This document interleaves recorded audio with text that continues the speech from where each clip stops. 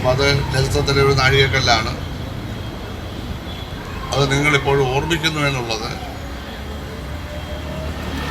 അതൊരു ഗുണകരമായ കാര്യമാണ്. കാരണം പഴയ കാര്യങ്ങളൊന്നും ഓർമ്മിക്കേണ്ടതില്ല എന്നുള്ള സിദ്ധാന്തമാണിപ്പോൾ കേരളത്തിൽ പ്രബലമായ ഫിലോസഫി.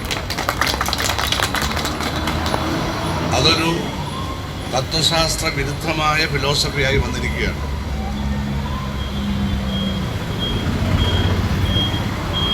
നാടിൻ്റെ പുരോഗതിക്കും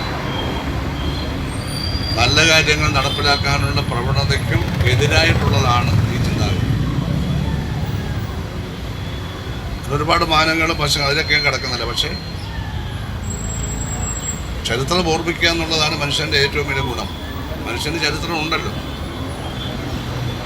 2025 ചരിത്രം തുടങ്ങുന്നത്. അത് പറയാൻ പല ഭരണാധികാരികൾക്കും വലിയ ഭയമാണ്.